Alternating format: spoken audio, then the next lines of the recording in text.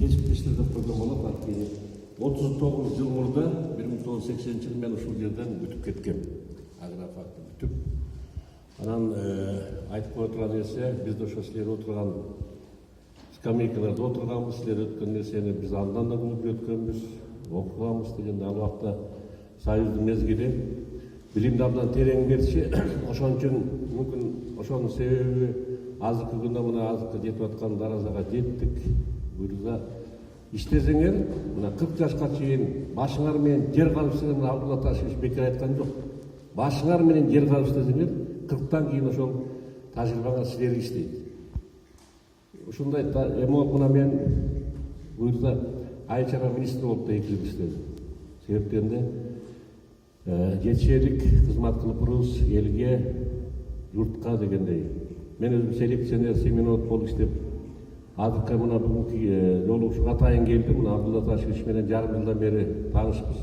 Бул киши проблеманы көтөрүп чыкты да, ошо бактын проблемасын көтөрүп чыкты, сөөл жанды органиканы көтөрүп чыкты.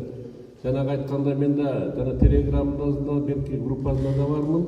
Көп пайдалуу нерселерди ушу кишинин практикалык басып өткөн жолунан үйрөнүп болот да. Анан бир нерсени баса белгилеп коюш керек. Мына азыркы күндө менчик частный ишканалар менен мамлекет жана ГЧП деген проект менен иштеп кетсек болот. Мына биз азыр Абдулла Ташевич менен ишти алып бара алып атабыз, эмесине питомник кое алып атабыз. Бизде биздин департамент по экспертизе сельскохозяйственной культуры коет, өсүмдүктөрдү экспортиялоо департаментинде 13 сорт участок бар. Ошонун 4-ü плодот ягодный, ошонун экөөнөн бирөө Ысык көлдөн, бирөө Сузак районунан 5 гектардан жерди бул кишиге биргелешип пайдалануу боюнча берүүгө мүмкүнчүлүгүбүз бар. Ал буйрса ал маселени да талкуулап, юридикалык жагын чечип алсак, бул проблема эмес да. Абдулла Ташевич билет. Анан эң проблемасы ошол айыл чарба өндүрүшүндө айыл чарбага инвестиция тартуу. Себептен айыл чарбасын өзүңөр билесиңер, 4 жылда бир жакшы гана вспышка болуп, урожай болбосо, мына жылдан жылга катаклизмалар кайталанып атпайбы? Мына быйыл аптап болду, жүгөрлөр чала болуп калды, фасолдун түшүмү түшүп кетти. Бул эми жылдан жылга жакшы болот дегенден алыс болуш керек. Биз эң самый худший вариантына расчет жасашыбыз керек да. Ошо худший варианттын алдын алып, биздин милдетибиз ошол. Айыл чарба министрлиги окумуштуулардын милдети ошолорду алдын алып, ошол жана катаклизма туш келе турганда туруштук бере турган сортторду, гибридтерди алып келиш керек да. Бул маселе боюнча биздин департамент жакшы иштерди алып барып атат. Быйылкы күндө мына департаментинде мен эми баягы өзүм реклама кылып койбосом, Facebook'ta биздин департаменттин сайты бар, өзүнүн бурчу, өсүмдүктөрдү экспортиялоо департаменти деген. Ошондо биз кылып аткан жумушубузду азыр чагылдырып турабыз. Эмне кылып аткан, эмнебиз бар, жана башка маселелерди. Айыл чарба министрлигинин өзүнүн бурчу бар. Ал жерде министрликте болуп аткан нерсенин баарын чагылдырылат. Азыркы күндө жазат. Мына Абдулла Ташевич менен биз эми үчүн кызматташып азыркы биргелешкен окууларга барып атабыз. Себеп дегенде бул киши жана башкалар Кыргызстандын келечегин ойлоп, ушул өндүрүштү, айыл чарба өндүрүшүн колго алалы деп өздөрүнүн баягы сунуштарын берип атат. Баягы биздин колубуз жетпеген, биздин алыбыз жетпей калган жерлерде биз эми баарыбыз биле албайбыз да, кайсы жерде эмне проблема болуп аткан. Ошолорду алып чыгып бизге көрсөтүп берип атат. Биз ошого оперативный реакция кылып, маселенин баары чечилип атат азыркы күндө. Ошон үчүн силерге бир нерсе каалап кетет элем. Мына Абдулла Ташевич менен жана айтып кеткен сайттарына кирип, силердин ушул жерден теориялык алган билимиңерди бекемдеп алсаңар болот да. Анан тышкары мен ушул жерден Абдыке сизге бир кайрылып коеюн дедим эле. Бизде 4 лаборатория бар да. Мына ИСТАнын лабораториясы бар. ИСТА дегенди билесиңер, бул дүйнөлүк сертификация агентствосу, Швейцарияда борбордук офиси бар. Ал андай лаборатория Кыргызстанда эмес, Орто Азияда бизде эле бар. 2003 жылдан бери бизде биз аккредитацияны өтүп турабыз.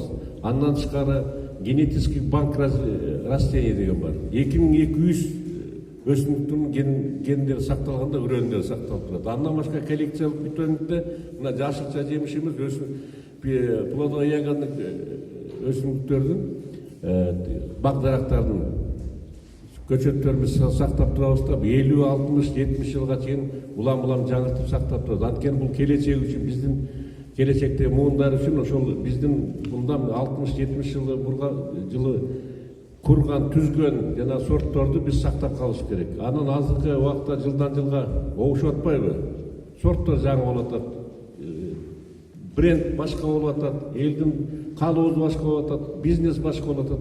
Ошого реакция бериш үчүн bizde jana sort участоктор ар кандай сортторду, ар кандай өсүмдүктөрдү сорт сыноодон өткөрүп элге сунуштайбыз да, жылына ушундай реестр чыгып турат. Муну айтып аткан себебим балдар, мына бизге мына практикага келсеңиздер да, ошо практикага келсе бизде 4 лаборатория бар, 20-30 студенттерибиз практически көрсөтүп үйрөтө алабыз. Азыркы күндө мына Манас университетте балдар келип өтүп атат агрофагдан. Ошон үчүн мен ошондой бир кызматташтыкка чакырат элем. Келечекте муундар ошо азыркы күндө практикалык кичине бир аз тарбия билимгерди бизден кичине колуңардын учу менен болсо жазап эмне деген экенин үйрөнө аласыңар да. Бул силердин өзүңөргө пайда болот. Ал эми азыркы күндө баарыңар жашсыңар, окуп аткан мезгилиңер окуудан качпагыла. Бул силердин азыр аң сезимиңердеги баш сөөгүңөрдө мээңердин көпчүлүк жерлеринде запасной жерлер бар да, ошолорду билим менен, илим менен толтуруш керек. Башка нерсе эмес. Алар келечекте силерге кызмат кылат. Ал келечек үчүн иштейли. Биз ар убакта сиздерге даярбыз, өзүбүздүн кызматты көрсөтүүгө, практикалык жолдорду үйрөтүүгө, лабораторияга келсеңер, ошо практиканы биз бекер рабочий убакта өткөрүп, нерабочий убакта келип көрөбүз десеңер, ага деле даярбыз. Жанагыдай группа келип таанышабыз десеңер, буга да даярбыз. Ушуну жетекчи ректорго айтып койсоңуздар, биз ар убакта сиздер менен кызматташууга даярбыз. Рахмат баарыңарга. Ийгилик, окууңар ийгилик болсун.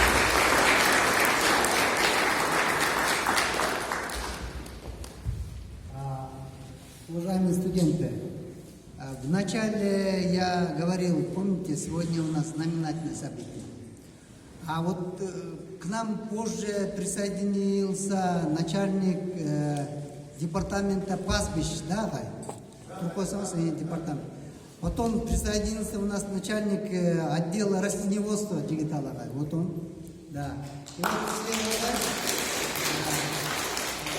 справа начальник департамента химизации. Поэтому мы от имени нашего руководства ректората хочу выразить большое спасибо Абдуллагай за то, что вы пришли к нам. У нас давние связи с Министерством сельского хозяйства. Министерство сельского хозяйства, ребята, является учредителем наравне с Министерством образования. У нас 2 учредителя. Поэтому, пожалуйста, запомните этот день на многие года. Если у вас есть желание пройти практику, вот Талайбек Агай уже сказал, и все начальники департамента, они открыты, они могут принять вас на практику, и вы получите хорошую практику. А самое главное, я хотел сказать то, что дорогие студенты проявили интерес, пришли на эту лекцию. Вам отличных успехов, крепкого здоровья, а самое главное, агаям исполнения всех тех задач, которые они поставили перед собой, да? Доброго здоровья вам всем. Наше мероприятие заканчивается. Агайларды пропустим, да? А потом мы все выйдем. Хорошо? Давай.